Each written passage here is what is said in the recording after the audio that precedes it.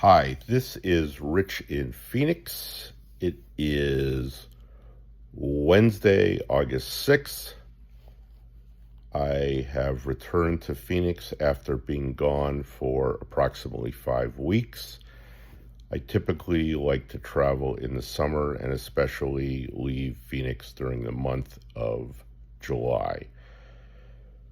So, because I just got back into town, as you can appreciate, I didn't have any food laying around for breakfast. So, this morning, just before 7, I walked to breakfast about 0.7 miles.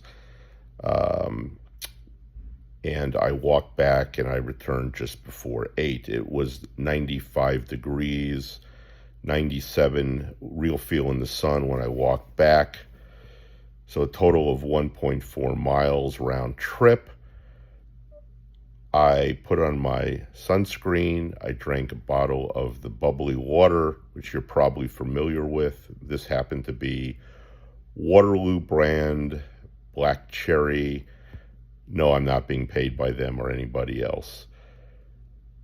I brought a bottle of water with me, and before I left breakfast, I finished my coffee and had a full glass of water. I did not need to use the water bottle that I brought with me, but as I say in my videos, you should always be prepared. Now today, it is going to be 117 degrees, which is extraordinarily hot. The real feel in the sun will be about 119 degrees. I wanted to point out a couple of things about the heat that I learned upon my return that I think will be helpful to you and indicate why you need to take the heat seriously, deadly seriously. So in May, a young woman died who was a health and hiking influencer. I am not familiar with this woman, and her name was Hannah Moody. She was 31. She died in May on the McDowell Mountain Sonora Preserve, and they recently released the medical examiner's report, and according to ABC News 15, she died of environmental heat exposure. I will provide a link to the YouTube video from ABC 15 in Phoenix that you could take a look at. Now, this is a very experienced hiker, apparently, according to ABC News, and yet she died from the heat in May, which is not nearly the hottest time of the year. The area where she died in the McDowell Mountains Sonora Preserve is in the far east of the Phoenix metropolitan area, also called the Valley of the Sun, for good reason, and it is far east Scottsdale. About a week ago, apparently a young man aged 21 died while hiking with two friends in a place called the White Tank Mountains. Now that is the other end, the extreme west side of the Valley of the Sun, the Phoenix metropolitan area.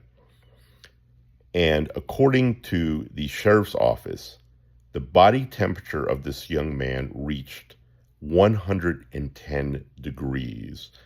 And as you may be aware, the average body temperature for a human is about 97 degrees. Now, I have pointed out that you can never underestimate the heat in Phoenix. It is absolutely unrelenting, and you will hear about heat indices in the United States, and people get confused by this. While I was traveling during July, I was on the East Coast, and at the end I was in Buffalo. You can look at my random travel videos if you have any interest. But during that period, there was a heat wave in the southeast, and a couple of places got to very high heat indices, a combination of humidity and temperature. So, for example, Jacksonville, Florida, got to 108 Jackson, Mississippi got to 110. Well, we get these heat indices in the summer, the real feel, of 110 or higher all the time in Phoenix. So today is going to be 117 degrees. And the heat index will be higher than that in the sun. In the shade, it will be roughly the same feel. But in the sun, it will feel hotter. So if it's 117 degrees, it might feel 122 in the sun. And I cannot describe the level of heat unless you've experienced it in Phoenix or you've been to, for example, the Sahara Desert. The bottom line, to emphasize what I said in prior videos, you could never drink enough water in the heat. You should always carry water with you. You should always carry more water than you think. Do not overestimate your abilities and do not underestimate the heat, or you risk having a tragic death as these two young people did. You can look for more details in my other videos on the heat.